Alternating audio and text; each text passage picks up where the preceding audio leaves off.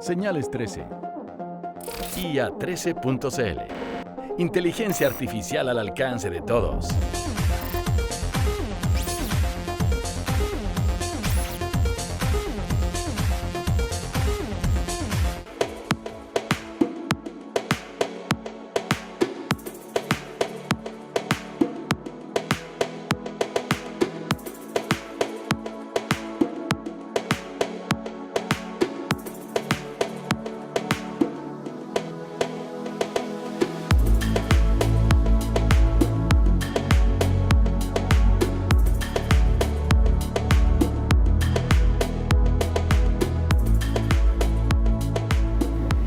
Cuando uno se imagina a la hora del almuerzo un rico plato con lechugas, carnecita, qué sé yo, algo de arroz, no tiene idea toda la ciencia que está ocurriendo en ese momento. Las lechugas están vivas, tienen células y nacieron de algunas semillas. Ese alimento llegó a nuestra mesa y fue producido en algún lugar del mundo muchas veces y se ha coordinado todo sin que nadie sepa para que estemos disfrutándolo.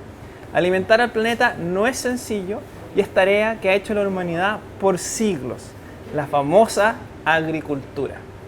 Se ve como algo clásico, tradicional, más bien fome y necesario. Pero cuando uno le pone ciencia, inteligencia, negocios y mucho espíritu, de repente aparecen cosas sorprendentes y empezamos a imaginarnos cómo va a ser el futuro de la agricultura. Estamos con alguien, un chileno, muy conocido, emprendedor que está haciendo lo que más puede por impulsar la agricultura del futuro en Silicon Valley con una empresa biotecnológica, Gonzalo Fuenzalía. Bienvenido. Gracias, Cristian. ¿Qué es lo que está haciendo tu empresa Andes Crop Science para sumarse a esta ola de la agricultura del futuro? Nosotros en Andes estamos abordando uno de los problemas más críticos que tiene la humanidad y es justamente poder disponer de alimentos de forma sustentable. Por eso se entiende de que no impacte negativamente a otras personas o al medio ambiente. Y para atacar ese problema que es tan grave nos enfocamos en un insumo que es clave para la agricultura, que es el nitrógeno sintético. Como tú sabes, todas las plantas necesitan alimentarse y el nutriente número uno es el nitrógeno. Claro, uno como que no lo ve porque uno le echa como agua y Exacto. estas sacan Exacto. el CO2 del aire. Exacto. Y además el nitrógeno. Exacto. Y el nitrógeno sintético fue un descubrimiento maravilloso de un par de científicos alemanes en la primera mitad del siglo pasado. Hoy día la mitad de la población depende del nitrógeno sintético, pero lamentablemente el nitrógeno sintético tiene un impacto medioambiental que es brutal.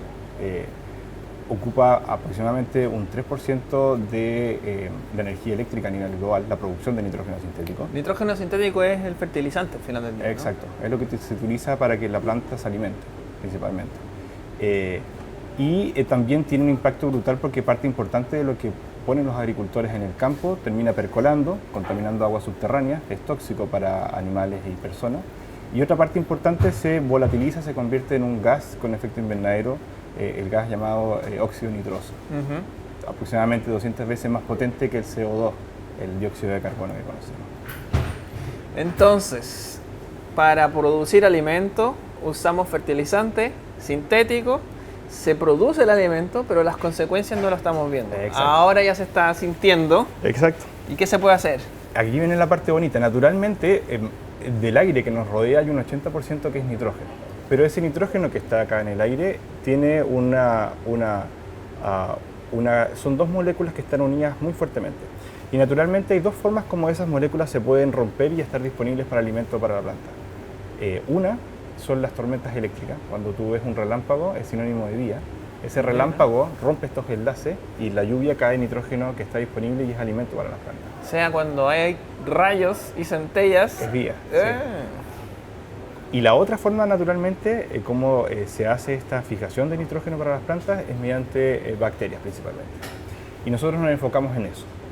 Utilizamos bacterias que tienen la capacidad de tomar este nitrógeno del aire y convertírselo en una forma disponible para que la planta lo pueda adquirir como nutriente. Ya, esto no significa que tú tienes las bacterias en un lado fijando nitrógeno y después te llevas el nitrógeno a las plantas. No, aquí viene la parte bonita. Lo que hacemos en Andes y en donde hemos enfocado nuestra propiedad intelectual es en cómo pensar en desarrollar, diseñar y hacer ingeniería para tener una planta en el futuro que se autoalimente literalmente del aire.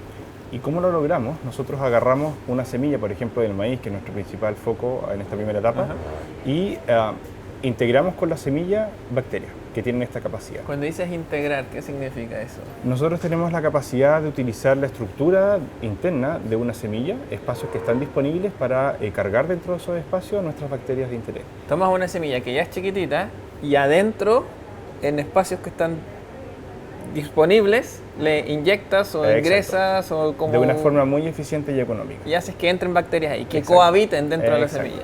¿Y qué es lo que pasa? Que es maravilloso cuando uno siembra esta semilla y se empieza a desarrollar la planta, en toda la parte de la estructura de la raíz, la rizósfera que se llama, estas bacterias se empiezan a multiplicar y colonizar esa zona. Y en esa zona es donde ellas empiezan a fijar nitrógeno para hacérselo disponible y entregárselo a la planta. Esto puede ser un poquito confuso, porque si uno dice el nitrógeno está en el aire, las bacterias están en las raíces y las raíces están enterradas. Y el aire está debajo de la tierra en todos lados. Y eso es súper importante. Sí. Las moléculas en el fondo del aire se meten entre medio de la tierra sin ningún problema. Exactamente. Por lo tanto, estas bacterias ¿son dañinas? Uno asocia a veces bacteria con enfermedad. Sí, y esa es una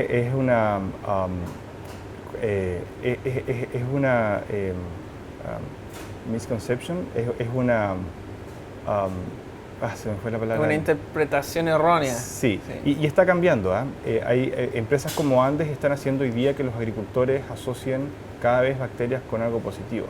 Del 100% de las bacterias que conocemos, que no las conocemos todos, pero conocemos una parte importante, aproximadamente solo el 5 son patógenas, son dañinas para plantas o humanos. El 95 son inocuas o tienen un efecto positivo. Y esto es tanto para animales, nosotros como personas, o plantas. Nosotros trabajamos solamente con bacterias que no son patógenas ni para humanos, animales ni plantas. Entonces son bacterias que no tienen asociado un riesgo sanitario. Exacto. Y tienen un beneficio porque permiten que las plantas puedan capturar ese nitrógeno que está en el aire. Exactamente. Ahora, las bacterias cohabitan con la semilla, por lo tanto el agricultor normal, me imagino, va a llegar a sembrar y nunca se va a dar cuenta que tenía las bacterias allá adentro. Va a estar integrada la tecnología el día de mañana. Y ese aspecto, Cristian, es clave. Porque la única forma de hacer esto algo con adopción masiva por parte de cualquier tipo de agricultor es que sea integrado y que sea fácil de utilizar. Y ese es nuestro foco. ¿Cómo se hace esto? ¿Tienen como una fábrica? ¿Hay investigadores buscando bacterias? ¿Dónde está el momento en que este conocimiento, más bien científico, se integra en un producto? Bueno, nosotros llevamos aproximadamente ya 5 años trabajando. En la primera etapa, la empresa siempre estuvimos enfocados en proveernos nosotros mismos de bacterias. Hicimos una recolección de bacterias tremendamente exhaustiva. ¿De la naturaleza? Desde California hasta la Antártica, hemos recolectado de distintos lugares y una vez que uno toma una muestra, por ejemplo, esta se encuentra naturalmente en la tierra o en las raíces, etcétera, en zonas que son, por ejemplo, extremas, ahí es donde uno más encuentra este tipo de bacterias. Una vez uno tiene la muestra, uno empieza un proceso en donde las empieza a encontrar, a seleccionar una a una y después uno empieza a caracterizarlas. Quiere ver qué tan rápido crece, si tiene la capacidad de hacer una interacción robusta con la raíz, si son compatibles con otras bacterias, qué tipo, por ejemplo, de moléculas benéficas produce para la planta, etc. Y de ahí sigue un proceso en donde viene el tratamiento posterior de la semilla. Es un tratamiento que es relativamente simple y fácil. Utilizamos la misma estructura natural de una semilla para poder cargar esta bacteria. Si tú piensas en una semilla, por ejemplo la semilla del maíz viene de una coronta. Estaba conectada en algún punto con su madre, esa semilla. Correcto. Y ese punto de conexión tiene una apertura. Un conjunto de microcanales por donde el agua puede fluir. Y esos microcanales nosotros los ocupamos para hacer las cargas de nuestras bacterias. Excelente, o sea, ni siquiera tienen que alterar la estructura necesariamente. Exacto. Aprovechan espacios que ya existen. Exactamente. Sí. Tienen la semillita cargada con bacterias y luego hay que probarla. Eso sigue la lógica como la de los estudios clínicos cuando se prueban fármacos. Sí. Son estudios controlados, Exacto. con un grupo sí, otro no, sí. La intervención y qué sé yo. ¿Eso ya lo han hecho? Sí, uno parte efectivamente de menos a más, como puede ser en Pharma. Los primeros ensayos de ver cómo es esta relación y si efectivamente está fijando bien nitrógeno, etcétera, se hace a nivel de laboratorio. Tenemos invernaderos en los laboratorios con condiciones tremendamente controladas de temperatura, agua, nutrientes, Un etcétera. laboratorio agricultural. Exactamente. Y ahí lo que vemos es ver cuál interacción entre planta y bacterias es la que mejor funciona, y ahí salen candidatos que después se van a campo. Y en campo uno parte pequeño y después va escalando a tamaños más grandes hasta tener un producto final. Nosotros esperamos a finales del 2020, próximo año, contar ya con un primer candidato comercial, y en el 2021 empezar con una comercialización limitada con agricultores en Estados Unidos, en el cinturón del corn en Estados Unidos, del maíz, empezar a trabajar directamente con ellos. La saltada de la compañía chilena al mundo norteamericano, ¿cuándo se dio y por qué? Nosotros nos movimos hace más o menos un año, a finales del 2018, a Estados Unidos. Sigue existiendo en Chile la parte importante del equipo. De hecho, los laboratorios de investigación están aquí, al otro lado de este muro. Sí. Y acá somos un equipo de 15 personas en donde se hace netamente investigación y desarrollo. Estamos viendo y desarrollando la tecnología, estamos encontrando las mejores candidatas, estamos viendo cómo optimizar los procesos de carga, y hacemos también pruebas de ensayos de crecimiento de plantas en el laboratorio. Y por otro lado, y aquí viene el salto cuando uno pasa de la investigación y desarrollo y tiene que bajar a la implementación y hacer el negocio mismo. Y lamentablemente, en ese sentido, hay países en donde esto se puede escalar de forma mucho más rápida y eficiente, y ese es el caso de Estados Unidos. El maíz es el cultivo número uno en Estados Unidos por lejos. Es un cultivo que es tremendamente demandante en nitrógeno sintético. Entonces es un buen objetivo para tener un primer producto y ofrecérselo a agricultores que están tan dispuestos a donde más probar. beneficio se puede dar rápido. Exactamente. Y fue por esa razón que hace un año nos fuimos y nos instalamos nuestras oficinas centrales en California. Estamos en la ciudad de Emeryville, muy bonita ciudad que nos acogió con toda... Tiene la característica de Emeryville de recibir a todas estas empresas con tecnologías raras o nuevas. Son en ese sentido algo promiscuos, pero en beneficio de la ciencia. Es un lugar increíble. Yo estaba ahí y hay compañías de famosos chilenos como el doctor Pablo Valenzuela que partieron ahí también. Exacto, en unos garajes, en unas especies como galpones. Exactamente. Son tolerantes a los científicos diversos. Sí. Es bien impresionante. Y eso te lo puedo decir por experiencia propia de hablar con distintas ciudades. Hablando de científicos diversos, un pajarito me contó que para poder hacer toda esta integración de cruce, planta, bacterias, ensayos, necesitas una capacidad de análisis superior. Sí. Y ahí la computación y probablemente la inteligencia artificial juegan un rol. Exacto. ¿Qué tan fuerte es ese elemento en la vida y el quehacer de Andes AG? Es clave. Si uno hace el ejercicio de cálculo de combinatoria de un grupo de, por ejemplo, 200 bacterias, y uno quiere hacer conjugaciones, mezcla de estas bacterias de 4 o 5 bacterias, la cantidad de fórmulas que uno tendría que probar son del orden de trillones. Técnicamente no es viable hacer ese tipo de ejercicio a mano. Y de esto nos dimos cuenta ya hace varios años, hace 3 años, tomamos esta herramienta que se engloba dentro de lo que es inteligencia artificial. Específicamente tenemos algoritmos de deep learning que se llaman, en donde mediante distinta información nosotros vamos alimentando este algoritmo a esta máquina, a este computador, y el computador tiene la capacidad de predecir con una certeza bastante alta cuáles son las combinaciones ideales para un fin específico. Deberían funcionar mejor. Exacto. Y es así como podemos tener un proceso de desarrollo desde la etapa de recolección hasta tener un candidato para prueba mucho más eficiente y rápido. Es una ventaja competitiva importantísima. Increíble, entonces se está combinando, está convergiendo el mundo de la tecnología y la información con la biología. Absolutamente. Ya se está convirtiendo un poquito más en ingeniería, más que ciencia pura. Porque además le estás agregando también la ingeniería misma de la mecánica de una semilla. Entonces se conjugan, como dices tú, muchas ciencias, no solamente la ciencia pura de bioquímica. Qué alucinante. Supongamos, y yo creo que va a ser así, que su tecnología va a ser exitosa y van a poder desplazar el uso de los fertilizantes, el nitrógeno sintético. ¿Cómo sería el mundo cuando ese impacto ya se esté dando?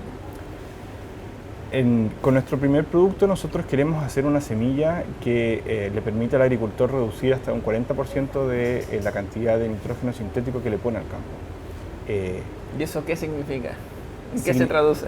En términos de económicos para el agricultor, que es su principal conductor de toma de decisión, significa pasar de un ejercicio en donde está tremendamente apretado, en términos de última línea de generación de ingresos, a un ejercicio en donde puede tener un excedente de dinero que le va a permitir tener una mejor calidad de vida.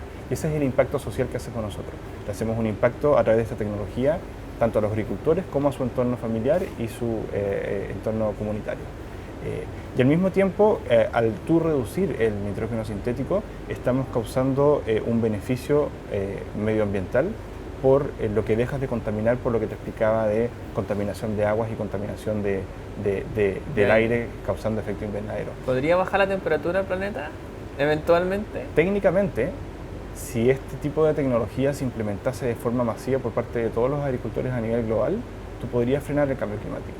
Frenar el cambio climático. Y a eso es lo que estamos apuntando. Con una tecnología chilena eventualmente. Sí. Y lo lindo de esta tecnología, si uno mira la historia de Chile, durante la primera mitad del siglo pasado, nuestro país dependía del salitre. El salitre era la principal fuente de nitrógeno para... Que es el fertilizante natural utilizado para la agricultura. Y el proceso que inventaron estos dos científicos, que se denomina Haber-Bosch, los alemanes, los científicos alemanes, justamente lo que hace es capturar del aire el nitrógeno y tenerlo disponible, y eso mató la industria salitrera chilena. Lo bonito de esto es que es la revancha para los chilenos. Nosotros estamos desarrollando tecnología acá en Chile que va a acabar con la tecnología de nitrógeno sintético como la conocemos. Va a ser una industria que se va a transformar de agroquímico, contaminante no sustentable, a una industria que tiene solo impacto positivo tanto para personas como para el medio ambiente. Me encanta. Vamos por esa revancha, desde Chile al mundo, con ciencia, tecnología, pasión y creatividad. Si les gusta lo que estamos conversando, suscríbanse a este canal donde vamos a estar hablando de ciencia y negocios con invitados de lujo como Gonzalo. Gracias por venir, Gracias, Gonzalo. Cristian. Me gusta.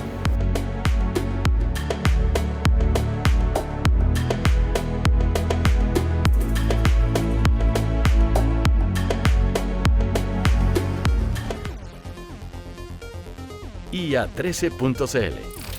Señales 13.